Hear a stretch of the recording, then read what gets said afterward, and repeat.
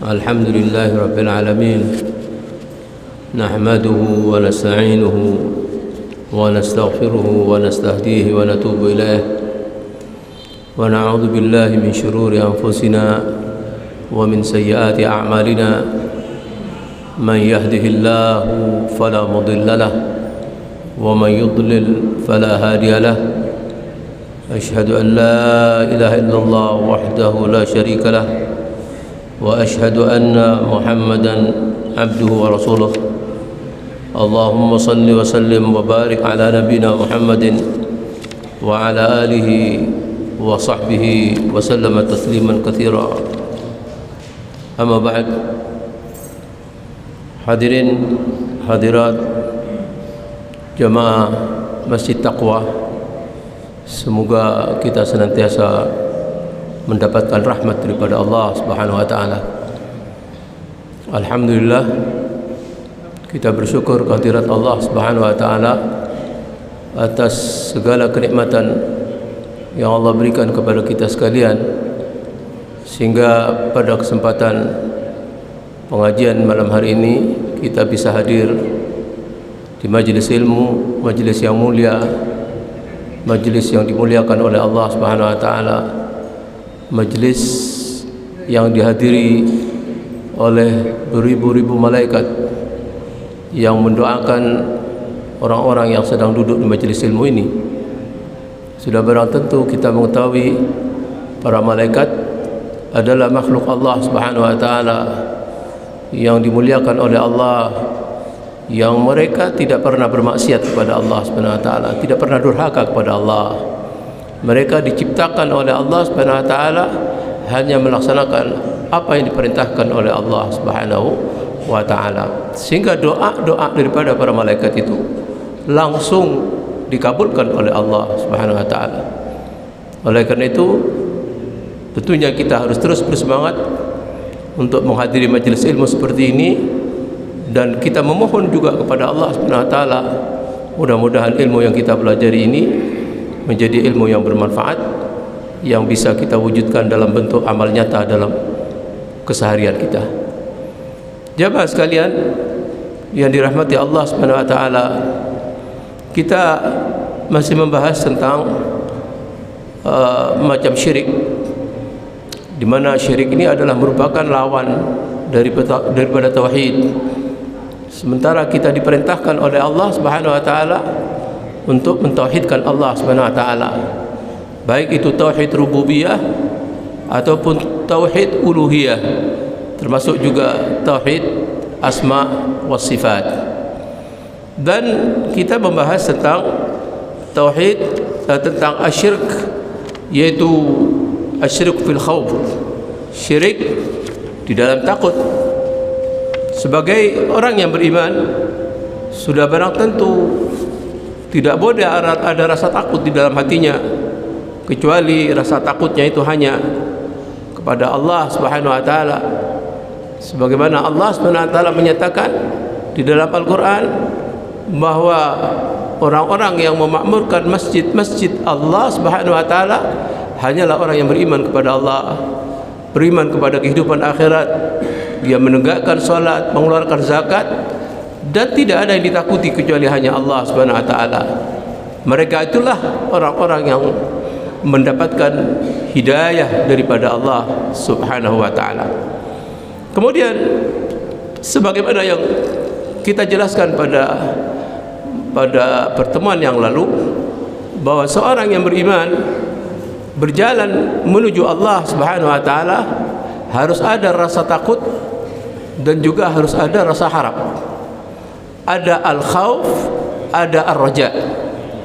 Rasa takut yang ada pada seorang hamba, sudah barang tentu dia tidak akan pernah merasa aman daripada makar Allah Subhanahu wa taala.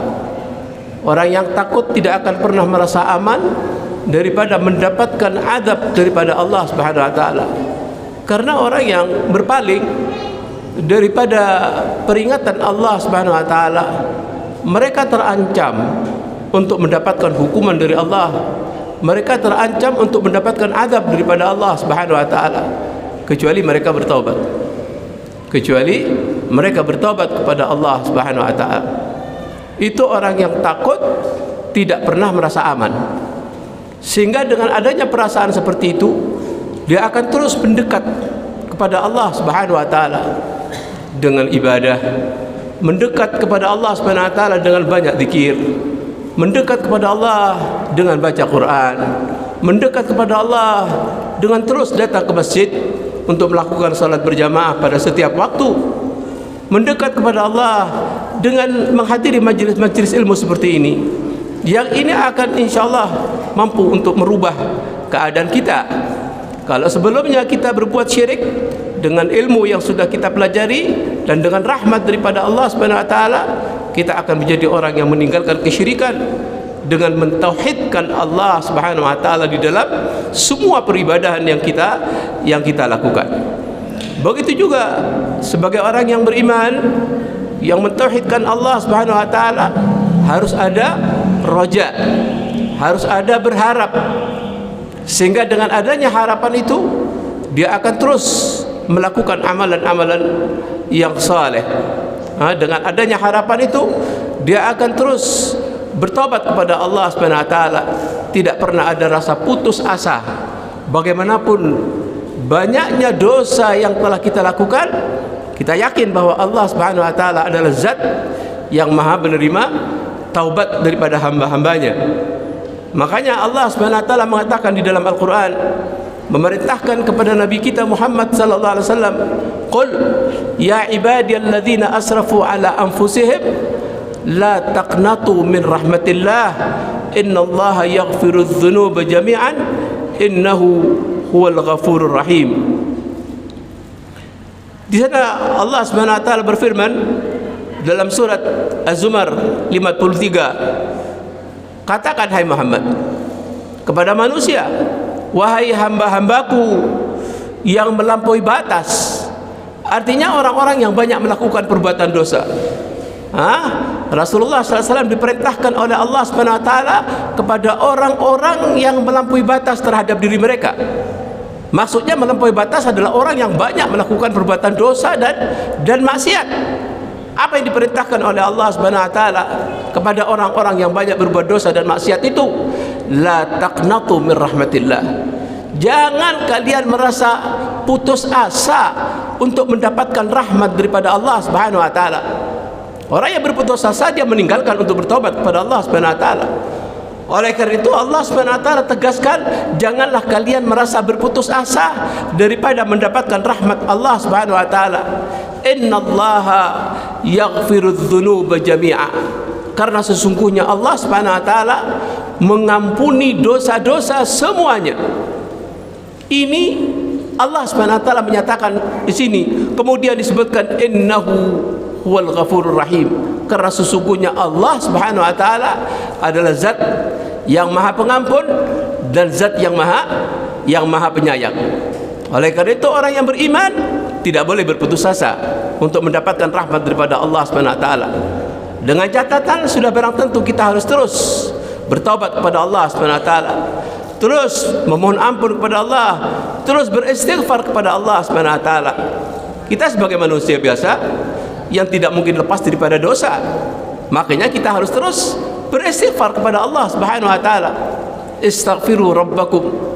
Kata Allah Subhanahu wa taala, mintalah ampun kalian semua kepada Allah Subhanahu wa taala, karena sesungguhnya Allah zat yang maha memberikan ampunan. Kemudian disebutkan di dalam satu hadis bahwa Rasulullah SAW memasukkan sikap putus asa dari itu termasuk kepada perbuatan dosa besar. Orang yang berputus asa itu termasuk di antara dosa-dosa besar, sebagaimana disebutkan di dalam hadis bersumber daripada sahabat Ibnu Abbas radhiyallahu anhu, bahwa pernah suatu saat Rasulullah SAW ditanya tentang dosa-dosa besar. Kemudian Rasulullah SAW menjawab, yang pertama adalah al-isyraku billah. Dosa besar yang pertama yang disebutkan oleh Rasulullah SAW, tatkala ada orang bertanya kepadanya tentang dosa-dosa besar itu, yang pertama Rasulullah SAW mengatakan, yaitu al-isyraku billah, berbuat syirik kepada Allah Subhanahu wa taala, menyekutukan Allah Subhanahu wa taala. Itu adalah dosa besar yang paling besar.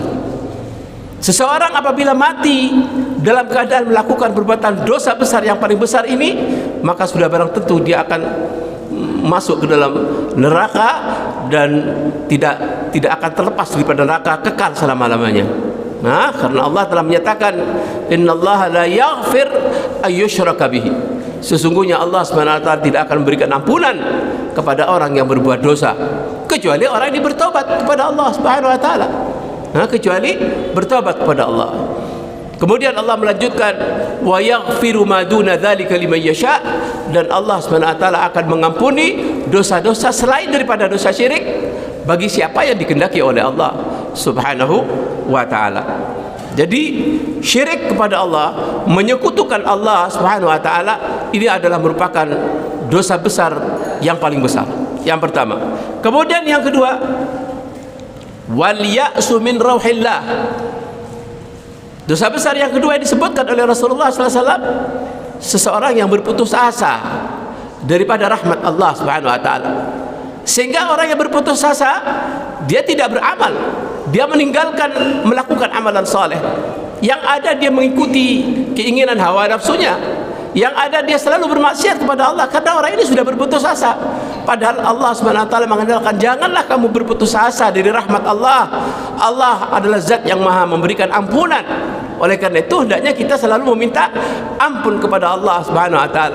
Disebutkan di dalam hadits qudsi, Allah SWT memanggil kepada kita semuanya sebagai hamba-hambanya dengan mengatakan, ya ibadi innakum tukhti'una bil lail wan nahar wa ana aghfiru dzunuba jami'an fastaghfiruni aghfir lakum.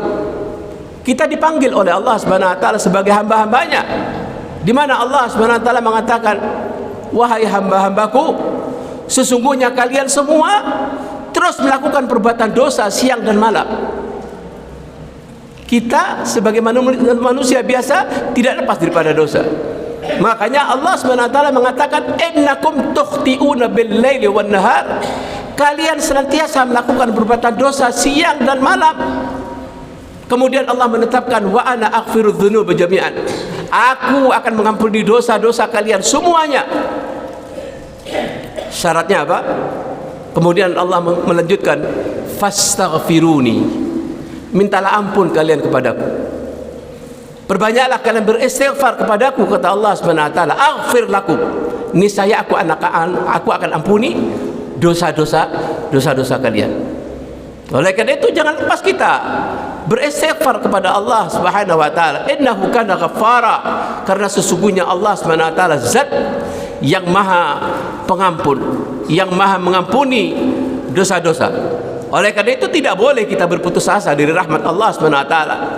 Orang yang berputus asa dari rahmat Allah berarti dia telah melakukan dosa besar. Melakukan dosa besar. Karena dia tidak yakin akan mendapatkan rahmat daripada Allah Subhanahu wa taala. Kemudian yang ketiga, wal amnu min makrillah. Orang yang merasa aman daripada azab Allah Subhanahu wa taala. Orang beriman tidak boleh merasa aman daripada azab Allah Subhanahu wa taala, sehingga dia terus berbuat dosa, berbuat maksiat kepada Allah Subhanahu wa taala. Ini orang adalah orang yang merasa aman daripada azab Allah. Orang yang tidak takut kepada Allah Subhanahu wa taala. Padahal kewajiban kita harus takut kepada Allah Subhanahu wa taala. Takut untuk mendapatkan hukuman Allah, takut untuk mendapatkan azabnya Allah Subhanahu wa taala. Itu sikap daripada orang yang beriman. Bagaimanapun amalan-amalan kita yang kita lakukan, kita harus tetap merasa takut kepada Allah Subhanahu wa taala. Sebagaimana penjelasan seorang ulama tabi'i yang namanya Al-Imam Hasan Al-Basri menjelaskan tentang sikap daripada orang yang beriman, yang selalu takut kepada Allah walaupun dirinya sudah banyak mendekat kepada Allah dengan amalan-amalan ibadah, tapi dia merasa takut kepada Allah Subhanahu wa taala. Jangan-jangan amal ibadahnya belum diterima oleh Allah Subhanahu wa taala, sehingga dia terus berusaha untuk memperbaiki amalan ibadahnya agar amalan ibadahnya itu diterima oleh Allah Subhanahu wa taala. Sebagaimana Allah Subhanahu wa taala menjelaskan tentang keadaan dari kalangan para sahabat daripada Rasulullah sallallahu alaihi wasallam, disebutkan di dalam Al-Qur'an, walladzina yu'tuna ma atau wa qulubuhum wajilah annahum ila rabbihim raji'un. Mereka dari kalangan para sahabat yang mereka telah melakukan apa yang telah mereka lakukan. Mereka telah melakukan amalan-amalan ibadah yang telah mereka lakukan, mengeluarkan zakat, akan tetapi hati mereka tetap merasa ada rasa takut kepada Allah Subhanahu wa taala, karena mereka yakin bahwa mereka itu akan kembali kepada Allah Subhanahu wa taala untuk dihisab, untuk diperiksa. Ini keadaan para sahabat. Mereka telah melakukan banyak amalan ketaatan kepada Allah, akan tetapi hati mereka tetap ada rasa takut kepada Allah Subhanahu wa taala. Ini para sahabat. Bagaimana dengan kita yang jauh keadaan kita dibandingkan dengan keadaan para sahabat? Kemudian kita merasa aman daripada mendapatkan adab daripada Allah Subhanahu wa taala. Wal a'yad billah. Kita berlindung kepada Allah Subhanahu wa taala dari keadaan yang seperti itu. Oleh karena itu harus terus ada rasa takut di dalam hati kita kepada Allah Subhanahu wa taala. Jadi dosa besar yang kedua adalah orang yang putus asa dari rahmat Allah Subhanahu wa taala. Tidak boleh sebagai orang yang beriman berputus asa daripada rahmat Allah, karena Allah telah perintahkan, janganlah kalian berputus asa dari rahmat Allah bagaimanapun besarnya perbuatan dosa yang kalian lakukan. Kata Allah Subhanahu wa taala, kemudian kalian bertemu dengan aku dalam keadaan tidak berbuat syirik kepada Allah, niscaya aku akan datang kepadamu dengan membawa ampunan sebesar apa yang telah kamu lakukan itu. Ini rahmat daripada Allah, karena memang Allah Subhanahu wa taala mempunyai sifat Ar-Rahman, punya sifat Ar-Rahim kepada kita selaku hambanya. Oleh karena itu tidak boleh selaku orang yang beriman kemudian dia berputus asa daripada rahmat Allah, dan juga tidak boleh dia merasa aman daripada makrullah, daripada makar Allah Subhanahu wa taala atau azab Allah Subhanahu wa taala. Jamaah sekalian yang dirahmati Allah Subhanahu wa taala, kemudian kita masuk kepada syirik yang kedua, yaitu asyirku fil mahabbah. Syirik di dalam cinta. Syirik di dalam cinta. Sebagaimana dijelaskan bahwa orang yang senantiasa takut kepada Allah Subhanahu wa taala harus disertai dengan rasa cinta kepada Allah Subhanahu wa taala. Kalau kita beribadah kepada Allah hanya ada rasa takut saja, tidak ada harap, tidak ada cinta, itu adalah kebiasaan dari kalangan orang-orang Khawarij, orang-orang yang Mu'tazilah, dan itu adalah aliran sesat. Di mana orang-orang Khawarij itu, mereka itu orang yang ahli ibadah kepada Allah Subhanahu wa taala, ahli melakukan ketaatan, tapi mereka menyimpang, mereka sesat disebabkan karena mereka mengatakan bahwa pelaku dosa besar itu adalah kafir. Pelaku dosa besar itu adalah kafir. Padahal Allah Subhanahu wa taala mengatakan pelaku dosa besar itu tidak kafir. Sementara orang-orang Khawarij itu mengatakan bahwa orang yang melakukan dosa besar itu adalah kafir, dan mereka akan masuk ke dalam neraka dan kekal di dalamnya selama-lamanya. Sehingga orang pelaku dosa besar disamakan dengan orang-orang musyrik. Sama juga dengan golongan Mu'tazilah, aliran Mu'tazilah. Aliran Mu'tazilah juga seperti itu. Orang yang melakukan dosa besar maka dia akan kekal di dalam neraka. Mereka tidak dikatakan pelaku dosa besar itu sebagai orang yang beriman, juga mereka tidak dikatakan sebagai orang kafir. Ini pemahaman daripada Mu'tazilah, dan kedua-duanya itu adalah merupakan orang-orang yang berada dalam golongan yang tersesat. Fal mahabbatu, cinta ini adalah merupakan dasar daripada dinul Islam. Cinta ini adalah merupakan dasar daripada dinul Islam. Oleh karena itu, kecintaan, kesempurnaan cinta kepada Allah Subhanahu wa taala ini menunjukkan kesempurnaan agama yang dia peluk. Begitu juga kurangnya cinta dia terhadap Allah Subhanahu wa taala ini menunjukkan kurangnya agama dia di dalam memeluk agama dan di dalam mentauhidkan Allah Subhanahu wa taala. Kemudian apa yang dimaksudkan dengan cinta? Di dalam kalimat ini, di dalam keterangan ini disebutkan di sini bahwa yang dimaksudkan cinta adalah cinta ibadah yang mengandung ketundukan dan kerendahan diri terhadap Allah Subhanahu wa taala, dan kesempurnaan ketaatan ketaatan kepada Allah serta mendahulukan kecintaannya kepada Allah ketimbang kecintaannya kepada selain daripada Allah Subhanahu wa ta'ala. Kemudian wa itharul mahbub ala ghairihi fa hadhihi al-mahabbah khalisah lillah. Kecintaan yang seperti ini hanya murni untuk Allah Subhanahu wa ta'ala saja. Tidak boleh secara mutlak cintaan itu ditujukan kepada selain Allah, tapi kecintaan secara mutlak hanya wajib ditujukan kepada Allah Subhanahu wa ta'ala saja. La yajuzu ayyushraka ma'ahu fiha ahadan. Tidak boleh kecintaan itu dibagi-bagi kepada selain Allah Subhanahu wa ta'ala. Karena kecintaan itu ada dua macam. Yang pertama adalah mahabbatul mukhtassah, mahabbah secara khusus. Mahabbah khusus ini maksudnya adalah cinta ibadah yang mengandung ketundukan, kerendahan hati, ketaatan hanya kepada zat yang dicintainya. Siapa yang zat yang dicintainya? Yaitu Allah Subhanahu wa ta'ala. Hadhihi khasatun billahi azza wa jalla. Kecintaan ini secara mutlak hanya untuk Allah Subhanahu wa ta'ala. Dan yang kedua, cinta yang kedua yaitu mahabbatun mushtarakah, kecintaan bersama. Kecintaan bersama ini terbagi menjadi tiga poin. Yang pertama, kecintaan secara naluri, secara alamiah, sebagaimana cintanya seorang yang lapar kepada makanan. Ini namanya cinta tabi'iyah, cinta secara tabiat, cinta secara alamiah. Kemudian yang kedua, mahabbatu isfaqin, cinta kasih sayang. Cinta kasih sayang sebagaimana cintanya seorang tua kepada anaknya. Ini cinta kasih sayang. Kemudian cinta yang ketiga, mahabbatu unsin wa ulfin, yaitu cinta ketenangan dan ketentraman. Cinta ketenangan dan ketentraman ini seperti cintanya seseorang kepada pasangannya, suami cinta kepada istrinya, atau istri cinta kepada suaminya, atau seseorang cinta kepada sahabatnya. Ini tiga cinta yang disebutkan cinta bersama.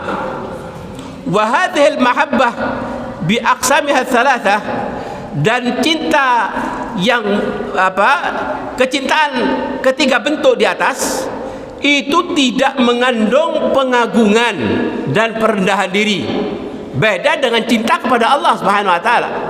Kalau cinta kepada Allah Subhanahu wa ta'ala itu mengandung pengagungan terhadap Allah dan kerendahan diri kepada Allah Subhanahu wa ta'ala. Tapi cinta yang ketiga yang disebutkan tadi, baik itu cinta secara naluri, cinta orang yang lapar kepada makanan, cinta kasih sayang sebagaimana cintanya orang tua kepada anak, begitu juga cinta ketenangan dan ketentraman, cintanya seseorang kepada pasangannya, itu semuanya tidak dengan pengagungan dan tidak dengan merendahkan diri. Beda dengan cintanya seseorang kepada Allah Subhanahu wa ta'ala. Cintanya seseorang kepada Allah Subhanahu wa ta'ala disertai dengan pengagungan kepada Allah Subhanahu wa ta'ala. Wala yu'akhadhu ahadun biha, dan cinta kepada cinta bersama seperti yang disebutkan tadi dalam tiga macam itu tidak berdosa, tidak bermasalah.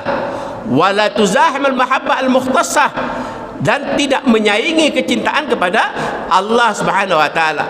Fala yakunu wujuduha syirkan, keberadaan seperti itu, cinta orang tua kepada anak, tidak menjadikan syirik kepada Allah Subhanahu wa ta'ala. Akan tetapi la budda an takuna al mahabbatul mukhtassah maqaddam 'alaiha. Akan tetapi cinta secara khusus kepada Allah Subhanahu wa ta'ala itu harus berada di level yang paling atas dibanding cintanya dia kepada selain daripada Allah Subhanahu wa ta'ala. Tidak boleh dia menyamakan cintanya kepada Allah dengan cintanya seorang tua kepada anak. Ini tidak boleh. Ini terjatuh kepada kesyirikan. Apalagi melebihi cintanya kepada orang tua, atau orang tua cintanya kepada anak melebihi cintanya ketimbang kepada Allah Subhanahu wa ta'ala. Ini sudah terjatuh kepada kesyirikan. Tidak boleh. Cinta kita kepada Allah Subhanahu wa taala harus di atas daripada cintanya kita kepada selain Allah Subhanahu wa taala.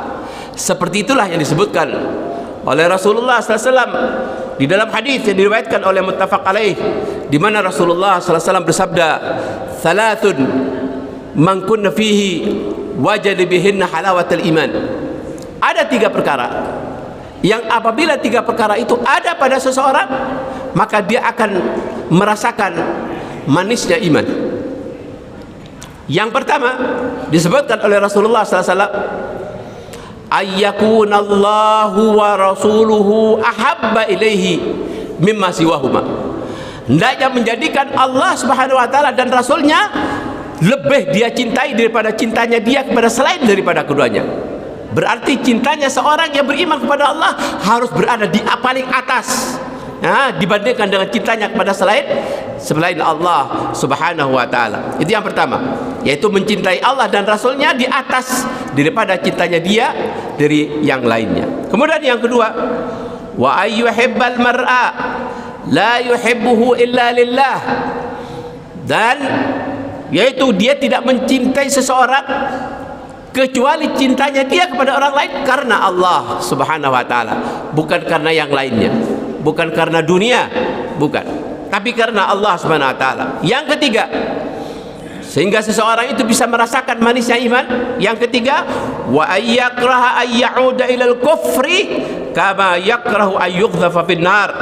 Dia membenci untuk kembali kepada kemaksiatan, kembali kepada kekufuran, kembali kepada kesyirikan, kembali kepada kebid'ahan, sebagaimana bencinya dia kalau dia dimasukkan dan dilemparkan ke dalam api neraka. 3 perkara ini apabila ada, kata Rasulullah SAW, pada seseorang, maka orang ini betul-betul akan merasakan manisnya iman. Yang pertama, dia harus cinta kepada Allah dan Rasulnya di atas daripada cintanya dia dibandingkan dengan yang lainnya. Yang kedua, dia mencintai orang lain harus didasari karena Allah Subhanahu wa taala. Yang ketiga, dia harus benci untuk kembali kepada kemaksiatan, kepada kesyirikan, kepada kebid'ahan, kepada kekufuran, sebagaimana bencinya dia, takutnya dia kalau dia dilemparkan ke dalam api neraka. Kalau 3 hal ini ada pada seseorang, pasti orang ini akan merasakan manisnya iman. Jamaah sekalian yang dirahmati Allah Subhanahu wa taala. Kemudian cinta khusus. Bagian yang pertama tadi al-mahabbatul mukhtasah, yaitu cinta ibadah. Sebagaimana disebutkan oleh Allah Subhanahu wa taala dalam Al-Qur'an, tersebut di dalam surat Al-Baqarah ayat 165, Allah berfirman, wa minan nasi man yattakhidhu min dunillahi andadan yuhibbunahum ka hubbillah walladzina amanu ashaddu hubban lillah. Kata Allah Subhanahu wa taala, ada di antara manusia,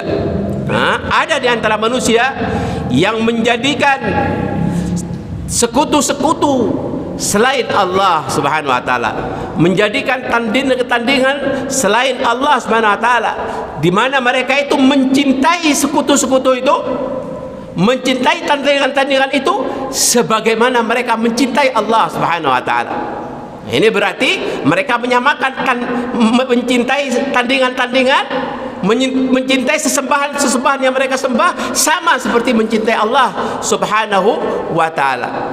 Adapun orang yang beriman, walladzina amanu asyaddu hubban lillah. Adapun orang-orang yang beriman itu sangat besar kecintaannya kepada Allah Subhanahu wa taala. Jadi orang-orang yang dikatakan di antara manusia dari kalangan orang-orang yang mensyirikatkan Allah, menyekutukan Allah, mereka menjadikan selain Allah sebagai sekutu-sekutu, sebagai sesembahan-sesembahan selain Allah, dan mereka mencintai sesembahan-sesembahan itu sama seperti mencintai Allah. Ini sudah terjatuh kepada kesyirikan, terjatuh kepada syirikan. Adapun orang-orang yang beriman, kemudian Allah menegaskan walladzina amanu, orang-orang yang beriman harus lebih besar kecintanya kepada Allah Subhanahu wa taala dibanding cintanya dia kepada selain Allah Subhanahu wa taala. Kemudian disebutkan berdasarkan ayat itu, oleh Ibnu Qayyim Al-Jauziyah rahimahullah. Beliau mengatakan, akhbara ta'ala, Allah SWT telah menghabarkan bahwa barang siapa yang mencintai sesuatu selain Allah sebagaimana dia mencintai Allah Subhanahu wa taala, berarti fahuwa mimman ittakhadha min dunillahi andadan, berarti dia telah mengangkat sekutu-sekutu bagi Allah Subhanahu wa taala. Dan fahadha niddun fil mahabbah la fil khalq, dan dia telah menyekutukan Allah di dalam hal cinta dan juga menyekutukan Allah di dalam hal pengagungan. Berarti orang yang seperti ini telah melakukan syirik besar. Begitu juga Ibnu Katsir di dalam tafsirnya, berdasarkan ayat yang telah disebutkan tadi, di mana Allah Subhanahu wa taala menyebutkan keadaan orang-orang musyrik di dalam kehidupan di dunia dan apa yang mereka dapatkan di akhirat berupa azab yang pedih, haitsu ja'alu lahu andadan, disebabkan karena mereka mengangkat andadan, sekutu-sekutu selain Allah Subhanahu wa taala, di mana mereka menyembah sekutu-sekutu itu, menyembah sesembahan-sembahan itu ma'ahu, bersama Allah Subhanahu wa taala. Artinya mereka menyembah Allah juga menyembah kepada sesembahan-sesembahan selain Allah Subhanahu wa taala.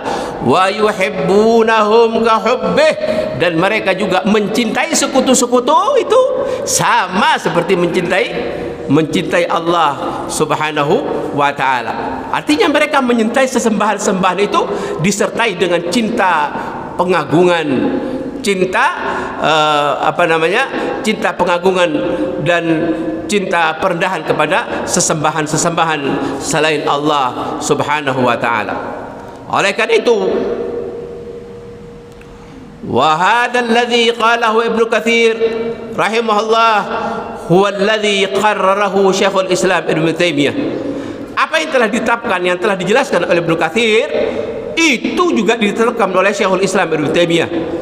Sebagaimana Allah Subhanahu wa taala menyebutkan penyamaan mereka, disebutkan di dalam Al-Qur'an, tallahi in kunna fi dhalalin mubin, di mana mereka di dalam kehidupan di dunia menyamakan sesembahan-sesembahan itu dengan Allah Subhanahu wa taala, mereka di akhirat menyesal, kemudian mengatakan tallahi in kunna la fi dhalalin mubin, demi Allah sesungguhnya kami dahulu, disebabkan karena mereka mengangkat sesembahan-sesembahan itu sebagai Tuhan selain Allah Subhanahu wa taala, dan mereka mencintai mereka sama seperti mencintai Allah. Kemudian mereka menyesal dan mengatakan, demi Allah sungguh dulu kami di dunia berada di dalam kesesatan yang nyata, idz nusawwikum birabbil alamin, di mana kami dahulu menyamakan berhala-berhala itu dengan Rabbul Alamin, dengan Allah SWT, Rabb semesta alam. Begitu juga Allah SWT berfirman, tsummal ladzina kafaru bi rabbihim ya'dilun, namun demikian mereka mempersekutukan sesuatu dengan Rabb mereka. Padahal Allah SWT mengatakan, adapun orang-orang yang beriman itu sangat besar cintanya hanya kepada Allah Subhanahu wa taala. Asyaddu hubban lillah min ashabil andad lillah, atau lebih besar kecintanya kepada Allah Subhanahu wa taala daripada cintanya mereka kepada pemuja sekutu-sekutu dibandingkan kepada Allah Subhanahu wa taala. Dan ada juga yang mengatakan asyaddu hubban lillah min ashabil andad li andadihim, orang-orang yang beriman cintanya kepada Allah Subhanahu wa taala di atas dibandingkan dengan para pemuji sekutu-sekutu kepada sekutu mereka. Dan ini menunjukkan ayat yang telah disebutkan tadi, anna man ahabba syai'an ka hubbillah faqad ittakhadahu niddan lillah.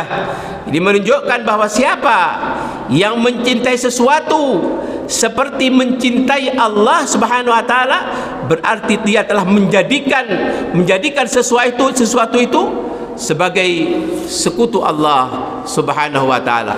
Artinya orang yang seperti itu telah melakukan kesyirikan dengan syirik yang besar, karena menyamai sesuatu itu dengan Allah SWT dan mencintai mereka sama seperti cinta kepada Allah SWT, fahuwa asyirkul asbar, dan itu termasuk kesyirikan yang besar.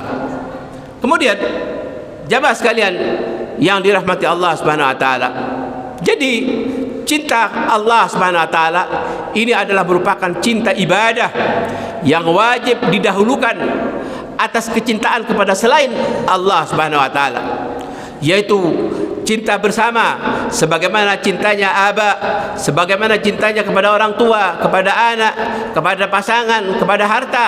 Karena Allah Subhanahu wa taala mengancam bagi siapa yang mendahulukan kecintaannya di atas kecintaan kepada Allah Subhanahu wa taala dengan ancaman yang berat. Sebagaimana Allah berfirman di dalam surat At-Taubah ayat 24, di sana Allah Subhanahu wa taala berfirman, qul in kana aba'ukum wa abna'ukum wa ikhwanukum wa azwajukum wa ashiratukum wa amwalun iqtarafmuha wa tijaratun takhshawna kasadaha wa masakinu tardawnaha ahabba ilaikum minallah wa rasulih wa jihadin fi sabilihi fatarabbasu hatta ya'ti Allah bi amrih wallahu la yahdil qaumal fasiqin. Di sini Allah SWT menjelaskan dan memerintahkan kepada Nabi kita Muhammad sallallahu alaihi wasallam agar disampaikan kepada umat manusia, katakan hai Muhammad, jika ayah-ayahmu, anak-anakmu, saudara-saudaramu, pasangan-pasanganmu, kerabat-kerabatmu, harta-harta yang kamu usahakan, perniagaan yang kamu khawatirkan kerugiannya, tempat tinggal yang kamu sukai, lebih kamu cintai daripada cintanya kamu kepada Allah Subhanahu wa taala dan kepada Rasulnya dan kepada jihad di jalan Allah Subhanahu wa taala, tunggulah, kata Allah Subhanahu wa taala, sampai Allah Subhanahu wa taala memberikan keputusan. Kita boleh cinta kepada orang tua, boleh cinta kepada anak, boleh cinta kepada harta, tapi tidak boleh berlebih cinta kita kepada Allah Subhanahu wa taala. Kalau semuanya itu isinya dunia sebagaimana disebutkan tadi, orang tua, anak, saudara, kerabat, pasangan, suami istri, perdagangan, tempat tinggal, perniagaan, semuanya itu, kalau itu semuanya lebih dicintai daripada Allah Subhanahu wa taala, maka kata Allah Subhanahu wa taala, tunggu. Ini merupakan ancaman Allah Subhanahu wa taala, fatarabbasu. Artinya Allah Subhanahu wa taala akan memberikan keputusan. Kemudian Allah SWT menutup ayatnya, wallahu la yahdil qaumal fasiqin. Allah SWT tidak akan memberikan petunjuk kepada orang-orang fasik. Artinya orang yang mencintai orang tua dan mencintai daripada 8 jenis yang telah disebutkan tadi, melebihi daripada cintanya kepada Allah, berarti mereka adalah orang-orang yang fasik, yang mereka diancam untuk tidak mendapatkan petunjuk daripada Allah Subhanahu wa ta'ala. Oleh karena itu, hendaknya kita jadikan Allah Subhanahu wa ta'ala dan Rasulnya di atas daripada cintanya kita kepada selain daripada keduanya. Karena Allah Subhanahu wa ta'ala mengancam siapa saja yang mencintai dari hal-hal yang 8 ini di atas daripada cintanya kepada Allah Subhanahu wa ta'ala, walam yatawa'ad ala mujarrad habbi hadhil asya', akan tetapi Allah Subhanahu wa taala tidak mengancam atas kecintaan semata kepada 8 perkara, tapi tidak boleh melebihi atau menyamakan cintanya mereka kepada 8 orang itu dengan Allah Subhanahu wa taala. Apalagi melebihi, sama saja. Sama sebagaimana mencintai Allah itu juga termasuk kepada kesyirikan, apalagi melebihi. Ini tambah berat lagi.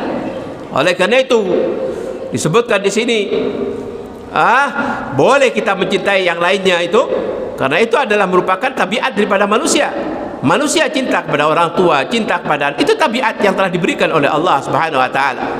Wa inna ma tawa'ada, yang diancam oleh Allah Subhanahu wa taala yaitu mendahulukan daripada 3 jenis kecintaan itu kepada cintanya kepada Allah dan Rasulnya, dan mencintai apa-apa yang dicintai oleh Allah Subhanahu wa taala dan Rasulnya. Oleh karena itu, fala budda min ithari ma ahabbahu Allah min abdihi wa aradahu syar'an ala ma yuhibbuhu al-abdu wa yuriduhu. Oleh karena itu harus kecintaan itu didahulukan dengan apa yang dicintai oleh Allah Subhanahu wa taala dari hambanya dan apa yang diinginkan oleh Allah secara syariat atas apa yang hamba cintai dan apa yang diinginkan oleh hamba itu. Maka daripada itu tidak boleh kita mencintai selain Allah Subhanahu wa taala melebihi atau juga tidak boleh sama dengan cintanya kita kepada Allah Subhanahu wa taala. Begitu melebihi ataupun sama, maka kita terjatuh kepada kesyirikan. Itu masuk kepada asyirku fil mahabbah, syirik di dalam cinta. Orang yang mentauhidkan Allah Subhanahu wa taala, cintanya kepada Allah dan Rasulnya di atas daripada cintanya kepada selain daripada keduanya, sebagaimana sebutkan dalam hadis yang telah disebutkan tadi. Wallahu a'lam bishawab. Mungkin sampai ini yang bisa disebutkan. Insyaallah nanti bisa kita lanjutkan pada pertemuan yang akan datang. Kalau ada hal-hal yang mau ditanyakan bisa disampaikan nanti setelah adzan isya. Wallahu a'lam bishawab.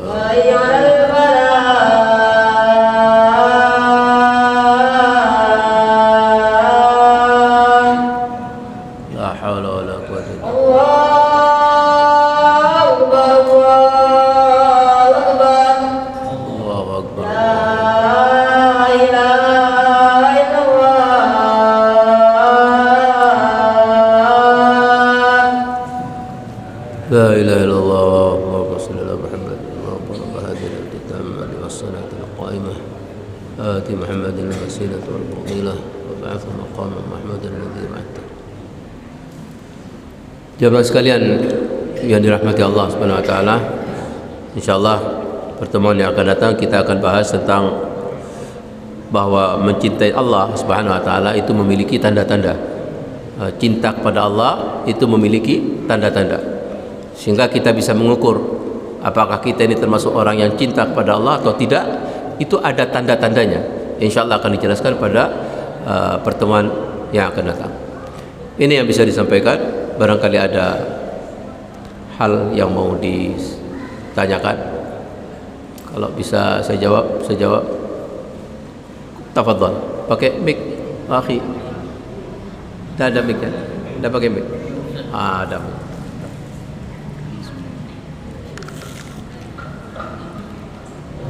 Bismillah. Permasalahan tema masalah syirik. Kadang-kadang orang awam itu digiring, Ustaz. Contoh, saya punya tetangga sama tokonya dibawa ke sebelum talang itu ada Punya apa? Bawa apa? Tetangga. Tenaga dalam. Ya, dan sama tokohnya itu diajak. Sebelum dalang itu ada makam namanya Dokotaru. Mereka tidak tahu apa Dokotaru Islam mana sebelum itu belum tentu Islam. Baca Yasinan di sana. Tawasul disuntik. Masuk ke YouTube itu. Saya tegur, kamu tahu nggak bahwa itu yang didatangi orang Islam, orang Buddha? Saya kan Yasinan bersama, yang lebih tahu kan tokoh saya. Nah itu kadang-kadang tokoh itu dikirim ketidaktahuan. Jadi kesyirikan itu kadang-kadang disamakan. Bagi orang yang bermajelis kayak kita mungkin tahu, tapi bagi majelis mereka yang cuma eki, mereka tidak tahu. Dikirim gitu. Terima kasih. Jazakallah khair. Kita sudah pernah jelaskan pada pertemuan yang lalu, sebagaimana disebutkan di dalam hadis Rasulullah SAW, di saat Rasulullah SAW sebelum meninggal dunia, Rasulullah SAW melaknat dari kalangan orang Yahudi dan Nasrani, di mana dalam sabdanya disebutkan laknatullah alal yahud wan nasara ittakhadhu qubur anbiya'ihim masajid. Laknat Allah, semoga laknat Allah akan menimpa kepada orang-orang Yahudi dan Nasrani, di mana mereka menjadikan kuburan daripada nabi-nabi mereka sebagai tempat ibadah. Kuburan sudah barang tentu bukan tempat untuk beribadah, sehingga tidak boleh seseorang itu datang ke kuburan kemudian baca Quran atau sholat di situ atau zikir-zikir di situ, termasuk juga baca Yasinan dan yang sejenisnya. Orang yang melakukan seperti itu berarti dia telah menjadikan kuburan sebagai tempat ibadah.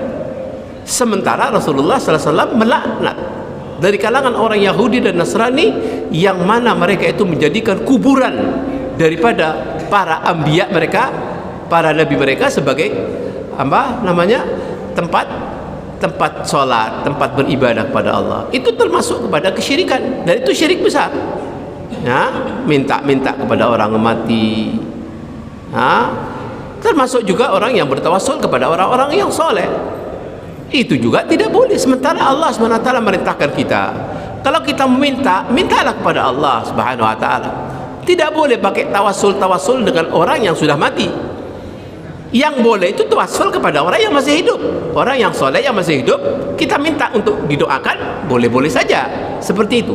Tawassul kepada orang soleh yang masih hidup dan ada di hadapan kita. Ya, bukan orang yang ada di mana, kemudian tidak tahu di mana, kemudian kita panggil orang yang soleh walaupun masih hidup tapi tidak hadir di tempat dia, maka itu tidak boleh. Apalagi orang yang diminta itu orang yang soleh yang sudah mati. Bagaimana orang yang soleh akan mengabulkan doanya sementara dia sebetulnya butuh doanya orang yang hidup? Bukan orang yang hidup minta kepada orang yang mati. Ini terbalik seperti itu. Makanya dengan untuk mendapatkan tenaga dalam kemudian dia datang ke kuburannya orang-orang yang dianggap sebagai orang yang soleh pada saat masih hidupnya, kemudian dia minta-minta kepada orang yang soleh, berarti dia telah melakukan kesyirikan. Sementara kita tidak boleh meminta kepada orang yang tidak bisa memberikan manfaat dan tidak bisa menerima madarat. Makanya Allah menyatakan la tad'u min dunillahi ma la yanfa'uka wa la yadhurruka. Janganlah kamu meminta-minta kepada sesuatu yang tidak bisa mendatangkan manfaat kepadamu dan tidak bisa menolak madarat. Kalau kamu melakukan itu berarti kamu telah melakukan kedzaliman. Fa in fa'alta fa innaka minadh dhalimin. Kalau kamu lakukan seperti itu, minta-minta kepada orang yang sudah mati yang mereka tidak bisa memberikan manfaat dan tidak bisa menolak madarat, berarti kamu telah melakukan kedzaliman. Kedzaliman yang dimaksudkan di sini adalah melakukan kesyirikan. Maka tidak boleh kuburan itu kita jadikan sebagai tempat untuk beribadah atau tempat minta-minta. Mestinya orang itu datang ke kuburan untuk mengingatkan dia kalau dia itu akan mati sama seperti orang yang telah meninggal dunia, dan mendoakan orang yang di kuburan. Orang yang di kuburan butuh doanya orang yang hidup. Makanya kita dibenarkan untuk ziarah kubur dalam rangka untuk mengingatkan kita kalau kita akan mati sama dengan saudara kita yang telah mendahului kita, yang pertama. Kemudian kita mendoakan orang yang ada di kuburan itu. Makanya kita diajarkan oleh Rasulullah SAW di saat masuk ke kuburan mendoakan dengan mengucapkan Assalamualaikum ya ahlad diyar minal mu'minin wal muslimin wa inna insyaallah bikum lahiqun as'alullah lanal afiyah. Kata Rasulullah SAW, kalau kamu datang ke kuburan, berziarah kubur, maka ucapkanlah Assalamualaikum ya ahlal kubur minal mu'minin wal muslimin. Semoga selamat atas kalian semua wahai ahli kubur, penghuni kuburan, dari kalangan orang yang beriman laki-laki dan perempuan. Sesungguhnya kami akan menyusul kalian. Semoga kita dan kamu diberi keselamatan oleh Allah Subhanahu wa ta'ala. Itu yang dibaca bagi orang yang berziarah kubur. Kita dibolehkan ziarah kubur, tapi bukan untuk minta-minta kepada ahli kubur. Ini orang yang tidak mau menggunakan akalnya. Bagaimana? Orang yang sudah mati, dia diminta-minta. Sementara orang yang mati itu butuh doanya orang yang hidup. Bukan justru orang yang hidup minta kepada orang yang mati. Ini orang yang tidak mau menggunakan akal pikirannya yang sehat. Na'udzubillah min dzalik. Oleh karena itu Rasulullah SAW mengatakan, jangan kamu jadikan rumah-rumahmu sebagai kuburan. La taj'alu buyutakum maqabir. Ini menunjukkan kuburan bukan tempat ibadah. Artinya jangan kamu jadikan rumah-rumahmu sebagai kuburan yang tidak pernah dijadikan rumah itu sebagai tempat beribadah. Jadikan rumah itu sebagai tempat beribadah, tempat untuk sholat, tempat untuk baca Quran, tempat untuk zikir, seperti itu. Jangan dijadikan seperti kuburan yang tidak pernah penghuni rumah itu berzikir kepada Allah, beribadah kepada Allah, tidak pernah dijadikan tempat ibadah kepada Allah. Orang yang menjadikan rumah itu dijadikan sebagai tempat ibadah, maka rumah itu akan dijadikan penghuninya akan menjadi penghuni yang baik. Kata Rasulullah sallallahu alaihi wasallam, kuburan bukan tempat untuk beribadah. Nah, makanya Rasulullah sallallahu alaihi wasallam mengatakan, kuntu nahaitukum an ziyaratul qubur. Dulu kata Rasulullah SAW, aku pernah melarang kalian semua untuk berziarah kubur. Karena dulu, maksudnya pada waktu itu orang-orang para sahabat baru masuk Islam. Dikhawatirkan takut melakukan kesyirikan, sehingga dilarang oleh Rasulullah SAW. Tapi mereka begitu kuat tauhidnya kepada Allah SWT, sudah betul-betul mengetahui tentang kesyirikan sehingga mereka menjauhi kesyirikan. Sekarang berziarahlah kamu ke kuburan, fa innaha tudzakirukumul akhirah. Karena berziarah kubur itu akan mengingatkan kalian semua kepada kematian, akan mengingatkan kalian kepada kehidupan akhirat. Makanya diajarkan di saat kita masuk ke kuburan untuk mendoakan orang-orang yang ada di kuburan. Assalamualaikum, semoga selamat atas kalian wahai ahli kubur, baik dari kalangan orang yang beriman laki-laki ataupun perempuan. Insya Allah kami akan menyusul kalian, semoga kita dan kalian diberi keselamatan oleh Allah Subhanahu wa ta'ala. Ini doanya orang yang berziarah kubur, bukan datang kubur untuk beribadah, bukan datang kubur untuk baca Quran, bukan datang kubur untuk zikir. Tidak boleh seperti itu. Dan kita tidak boleh berlama-lama ada di kuburan itu. Kita cuma mendoakan orang yang dikuburkan, mengingatkan kita kepada mati, sudah kita tinggalkan kuburan itu. Agar apa? Agar tidak melakukan kesyirikan. Seperti itu. Karena syirik ini adalah dosa besar yang paling besar. Makanya diwanti-wanti oleh Rasulullah SAW, tidak boleh kita berlama-lama, cukup kita mendoakan. Setelah mendoakan, sudah kita meninggalkan kuburan itu. Yang pertama untuk mengingatkan kita akan kematian, yang kedua kita mendoakan orang yang ada di kuburan itu. Seperti itu. Wallahu a'lam bishawab. Yang lain atau cukup?